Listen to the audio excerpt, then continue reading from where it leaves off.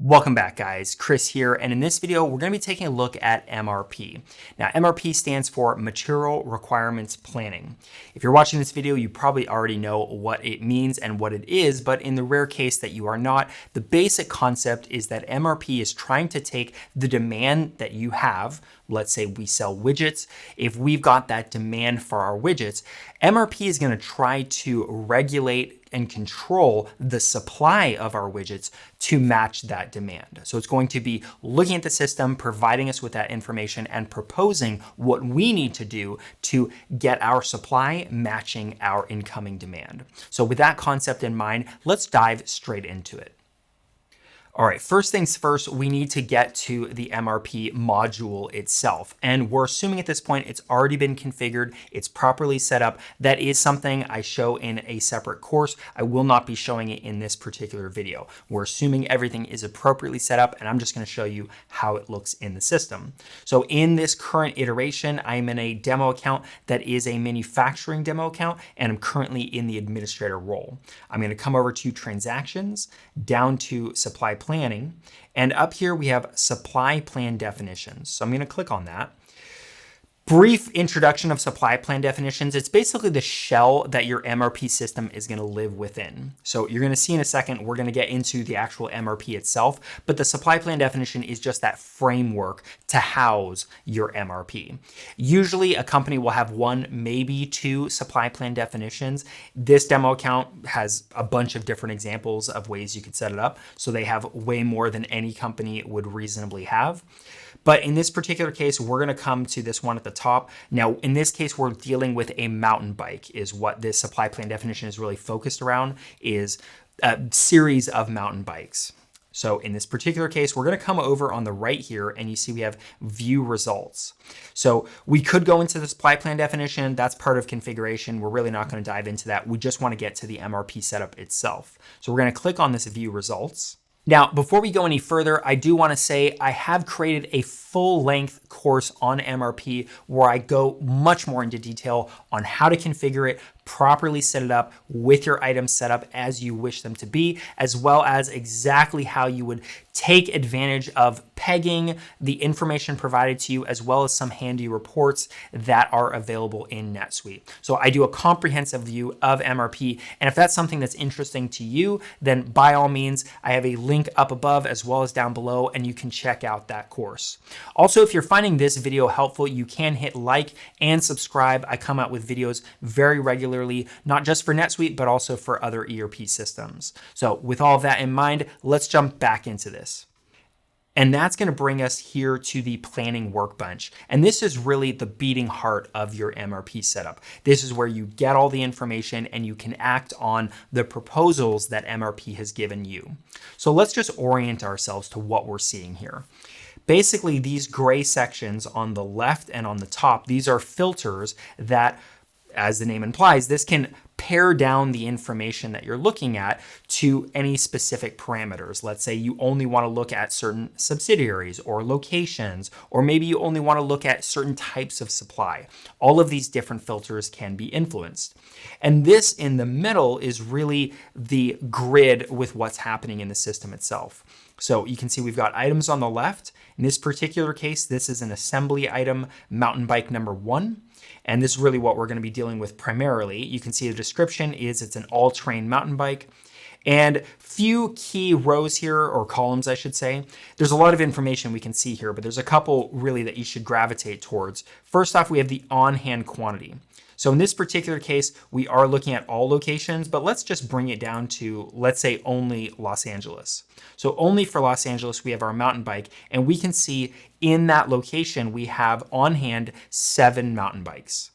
The other 2 columns we want to take a look at is over here on the right, we have supply and demand, which is obviously one of the most important elements of MRP. Now, supply does not mean that there is a supply of 10 mountain bikes. This means there's 10, you could say, instances of supply and 9 instances of demand, as opposed to this number over here. This means 7 literal mountain bikes. So let's go over here, and this is a hyperlink. We can actually click on this supply, and we can take a look at what are those 10 instances of supply. It brings us to this page. Notice at the top top, it changes where it's providing us the information on what item we're looking at, specifically the mountain bike number 1. And we have these 4 different ways to look at that mountain bike. We can look at the supply, the demand, and then I'll discuss actions and exceptions in a moment. So right now we clicked on supply, so we've come to this tab. And if I scroll down here, we can see we have, well, actually I'll move it here so you can still see even with my face in the top right. You can see we have an on-hand quantity for Los Angeles. And it looks like we've got 7 on hand in that location. And then below that, it always starts with the on-hand quantity for supply, and then it starts giving you, well, what are the other instances of supply? So it looks like we have a planned work order. This is a manufacturing demo account. So the way that we make more mountain bikes, it's not that we buy them from a vendor, we are producing them by work orders. So it's giving us a planned work order. We've got, if I scroll down here, there's probably going to be a planned transfer order at some point. In this case, there isn't, but there's really 3 ways you can have supply. You can have work orders, transfer orders, meaning from another location to our Los Angeles location, or through a purchase order. And you can actually see a purchase order right here. So it looks like one mountain bike was in fact purchased from the vendors called Bobby Brown. And the majority of what we're dealing with is these work orders because this is a manufacturing company and we make our own mountain bikes. So we're glanced now at the supply side. Let's take a look at the demand side to understand how these 2 things match together. So I'm going to come up here and we'll go to demand. And here, just like on supply, the first thing we saw was on-hand quantity. The first thing we're seeing for demand is if you have any safety stock set for that particular item. So this mountain bike does in fact have a safety stock of 40 mountain bikes. So that's listed here. And below that, we have all the sources of demand. Just like on the supply side, there's 3 types of demand you can have. You can have sales orders, you can have transfer orders, and you can have work orders. In this case, it would be a work order where, let's say the mountain bike was part of making some other item, or more appropriately be like a bicycle wheel is going to be a component used to make a mountain bike. So from the tires standpoint, it is demand to go into the mountain bikes. So that's how we'd be viewing that item if we were looking at the tires. But because we're looking at the mountain bike as a whole, it's really just going to be sales orders and transfer orders. So you can see we have a planned transfer order here. We also have a sales order. There's not a work order in this particular case, obviously. One additional thing you can have, though, one thing you could see here is an item demand plan. And that's a little bit like a planned sales order. That's where we've created a demand plan saying, in March, we think we're going to have 50 mountain bikes sold. And then in April, maybe there's going to be a demand of 70, et cetera, going through. So that is our planned sales orders coming up in the future. And it's very common when using the MRP system to take advantage of the fact that you can incorporate in those demand plans.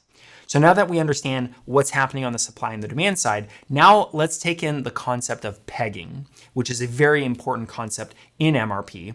And if you see here, these little icons here, it's really showing like you've got the supply on one side and the demand on the other side. Pegging is the concept of almost like nailing the supply to the demand or vice versa, where you're tying these 2 things together. So that's kind of what you're seeing in that icon. It's almost like a string or a line between these 2 items. And if we click on the pegging, let's say for our safety stock, what we're going to see is if we have a safety stock requirement, which is a demand, it's a pressure on us to have a certain amount of mountain bikes, the safety stock for this particular location is supposed to be 40.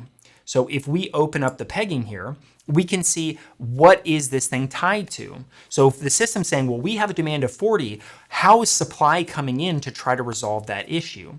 Well, it looks like we've got an on-hand quantity of 7 mountain bikes. So the 40 can be offset by 7, but we still need 33 to fully resolve that requirement of safety stock. So what it's going to do is the system has now proposed a planned work order to us to make more mountain bikes to fulfill that demand. So we then have that planned work order for 33 mountain bikes, plus the 7 comes out to the total of 40. So that is the general concept. And it looks like this planned work order is not even just for 33. It's going to be for a total of 47. Maybe there's other instances of demand that that work order or that planned work order has to fulfill. So it's for 47 in total. And we're only consuming 33 of that 47 because we need the 33 plus the 7 to make the 40. So that should give you a loose concept of how the pegging works. Now, closing that, let's Now step out for a second and just introduce a couple additional things we're looking at here. So first off, I pointed out what on hand is, meaning on hand quantity of our items. We also have on order and late demand. So these numbers are, again, actual mountain bikes. So this is one mountain bike that's currently on order. This is a late demand of 33 mountain bikes, which you should recognize that number from what we were just looking at in the pegging. So these are literal numbers, whereas when we get on this side with action, exception, supply, and demand, these are all hyperlinks. These are instances of supply, demand, actions, and exceptions. So what are actions and exceptions? Let's click on one of these here. We'll stay with our mountain bike. Actions are basically where the system is looking at the situation and saying, based on the circumstances and the parameters that we've set up with MRP, what do we recommend that you do, especially sooner than later? So it's saying, consider releasing a proposed planned work order as it's nearing its lead time threshold. So that work order takes time to build. You don't just instantly create mountain bikes. It takes maybe a week or at least several days to produce them. So the system knows that. You've input that into probably that mountain bike's record, the lead time on production. So this action's basically coming in and saying, we need to release that planned work order to be able to fulfill our requirements of lead time, etc. An exception, on the other hand, this is where it's almost like an action already came up and there was something we should have done, and that time has come and passed, and we now have a problem. There is a situation that is not going to be easily resolved just with the way the system currently is. We need to make an exception or some kind of additional solution to try to resolve a problem or just deal with the fact that we have a problem. So in here we have one, which is an insufficient lead time for a proposed planned work order by 1 day. So even if we released it right now, we still wouldn't have enough time to match whatever the demand requirement is. Now, we could resolve that a few different ways. Maybe that means we call up our production manager and we say we want to expedite the manufacturing process to go faster than we usually do. Maybe we have a vendor that we can purchase the mountain bikes from. Maybe we have another location we can transfer it over very rapidly. Or maybe we just have to call our customer and say, we told you we were going to ship it to you on Friday. We're going to take it to you on Monday. We're going to have to make some kind of exception or some additional action to resolve this situation based on what we're seeing here. So this is all providing us with information. But now that we have this information, what do we do with it? I'm going to come over here to supply, and what we're going to do is we are going to look at these planned work orders, and we now want to actually act upon them because these are not real work orders. These are things the system is simply telling us that we need. So we want to create those work orders. And in this example, it's work orders. It could be planned transfer orders, planned purchase orders. It really doesn't matter. You've got something here that you want to then act upon. So there's a few different things we can do. We do have the ability to firm these things, which there's a few different things that does, but the basic concept is you're telling the system, I'm serious about this. So in this particular case, this planned work order, I want to tell the system, I am serious about making this work order. I want you to save this information in the system. So I'm not necessarily releasing it yet and moving on to the next stage, but if let's say I refresh my planning workbench, I don't want to lose this planned work order. I don't want it to have the number change to something else. I want to lock it in as what I'm seeing right here. There's many reasons why if you're going through a lot of items at once, you may not be able to release everything at the same time. You want to firm up certain things that you go, okay, I've already looked at these. I want to save them in the system and move on to the next ones before I actually release everything at once. So that's what firming is. Now, you don't have to firm things. You can skip it and go straight to releasing it. So selecting things on the left, that's basically saying, okay, I want to grab these, whatever the orders are, and now you come up here and you can release them. So let's do that with a couple work orders here, just so you can see what's going to appear on the other side. I'm going to take these two, I'm going to hit release. It says, are you sure about that? You want to move this forward, and you say, okay. Now, by releasing them, we do get a little info in here. I'm going to move my face so you can see that it lets us know that this thing is processing. If I selected a bunch of different things at once, it might take a few minutes or sometimes even longer to process all of these things at once. But in general, it shouldn't take that long. So now that those things are released, Now, again, that doesn't mean those work orders were actually created. NetSuite has split it up into multiple functions where they say you're going to release things first that were planned, and then you got to go in and take everything that's been released and actually create those work orders. There's several reasons why NetSuite wanted to set it up that way. Some clients complain that it's just extra steps, but there is a rationale behind it. It also separates the designation of duties. So that is simply the way that it is. Now that we've released those 2 work orders, we can go and create them. So we're going to go to transactions, down to supply planning, and over here. So see these 3 tools here? These 3 tools are all like siblings. They all really do the same thing, which is take orders that you've released and then creates those orders. The only difference is what type of order. In this case, this would create work orders. This would be if we were dealing with purchase orders, this would then order those items. And if we were dealing with transfer orders, this is how to actually create those transfer orders that have been released. In this particular case, we're dealing with work orders. So I'm going to come to mass create work order. I'll click on that. And it brings me to what is a pretty familiar tool in NetSuite. There's this layout of tool is very common for NetSuite where you've got filters on the top that you can influence, but you certainly don't have to. And in this case, I don't want to. I'm going to leave it as full open filters. And then down here, we have the things that we can influence. Now, currently it says no records to show. That's because we're actually looking at time phased items. It always defaults to time phased. Most companies don't use time phase. It's really being phased out as a tool. If you have simple requirements for replenishment, you can either go with reorder points, or if you've got more complex requirements and you've moved on to MRP, you're going to go with planned orders and just skip time phased altogether. So we are dealing with MRP, so we've gone straight on to planned orders. And lo and behold, we have the 2 proposed work orders that we just released have appeared here.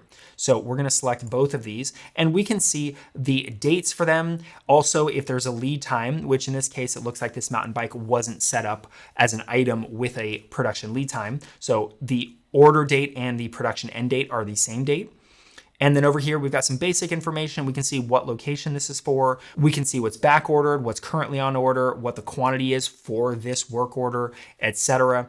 Now, if you were dealing with, let's say, purchase orders and you've got 50 released purchase orders, maybe certain purchase orders can be combined with one vendor. So you could first off, you could release the purchase orders, but then you could actually create those purchase orders, let's say 6 at a time, all with one particular vendor. Another 5 goes to a different vendor. So you're really going to be sending one PO to that vendor, and maybe you've got 14 different items that you're trying to procure from that vendor. Not meaning 14 quantity, but 14 different types of items. Each one has like 10 of this, 15 of that, 40 of this, etc. You could combine them all into one purchase order. So you're not kind of sending a million different purchase orders to one particular vendor. You can consolidate these things, which this tool gives you the ability to do.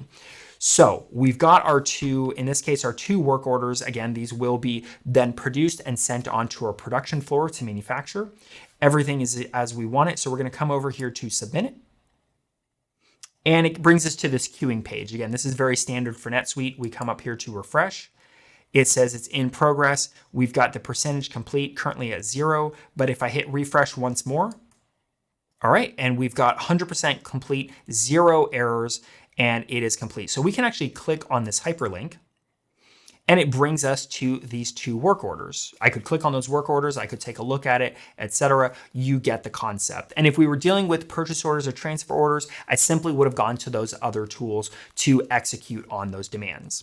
So that is the concept loosely of how MRP works. Now you can really get into the fine details. Where things really start to get complicated is in the item configuration and the setup of your MRP system in the first place. You can really start to plan things out where there's certain lead times where demand comes in and it's fenced off before that demand will start to trigger on the system. And then you can have amount of days where it will start to look at certain demand in the past before moving on to demand in the future. You can get very, very comprehensive and complicated with your configuration of MRP. And it's generally something that I recommend you get a seasoned MRP consultant to properly set up your system in the first place. If there's one thing I don't recommend that you try to just wing it on your own, it's MRP. So that is something to think with. The last thing I want to show you before I jump out of this fully is if we come up to transaction, back down to supply plan.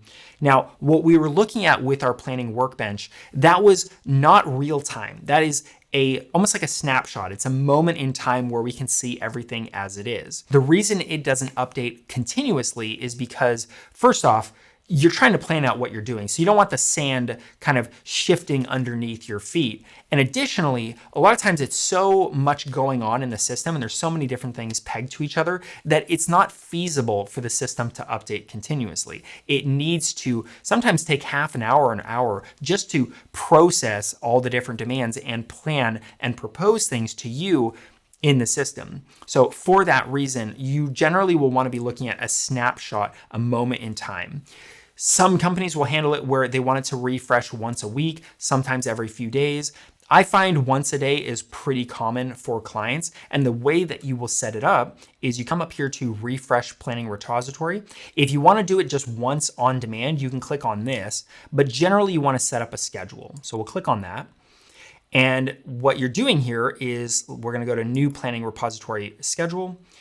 And really what we're doing is we're going to set up what is that cadence in which it's going to be refreshing. I generally recommend if you're going to do it daily, do it at like 3 in the morning. So if it takes an hour to process, it happens off work hours. And again, you come in first thing in the morning and it's now refreshed. That is generally the recommended approach. Just a few things to take a look at here. Complete refresh is the preferred and the recommended method. You can do a net change. Without getting too much into the details of the difference, a net change can cause discrepancies. It's a faster way to refresh, but it doesn't necessarily incorporate little edits that have been made in the system. It won't necessarily notice that those have been made. It will only show you new things coming along, and that can cause problems. So I wouldn't say never use it, but if you've got time and you're setting this thing up as a schedule, generally preferred to just go with a complete refresh. Down from that, we have the range.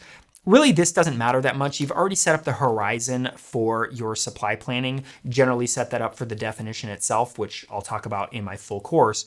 This is a date where you just want to provide it as wide as humanly possible because the system's going to default with whatever's the closest date range. So if you know your horizon, that range you really want to look at, let's say it's 6 months in the future, then set the date to 40 years in the future. And you know it'll really just ignore that and it will go with your supply horizon, which is really what you want.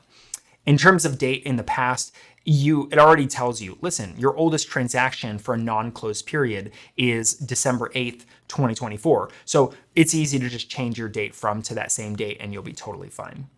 Down here, this is where you select your definition. Again, you usually will have 1 or maybe 2. Oftentimes, if you do have 2 separate supply plan definitions, it's not uncommon to have separate schedules for them. That might be one of the reasons you have separate supply plan definitions. So if that is the case, you can select 1 or multiple, however it fits your requirements. And then coming down from that, we have the schedule. So this is where we're specifying, well, how frequently is this occurring? In this case, we're talking about doing it daily, so I would have it as daily. Repeat every 1 day. So that would be happening every day. And I would set it to occur. I put the time as like 4 a.m. or something like that. If you do want it to happen more than once a day, which is not very common, but if you've got that requirement, you need to create a separate schedule. So I have one schedule that happens at 4 in the morning, maybe another schedule that happens at 4 p.m. So you can get a refresh right before you end the day, make sure that everything's fine. So that is how you would handle replenishing the information and having an up-to-date snapshot of what's happening with your MRP. All right, and that's your quick overview look at MRP in NetSuite. Now, let's be frank for a second.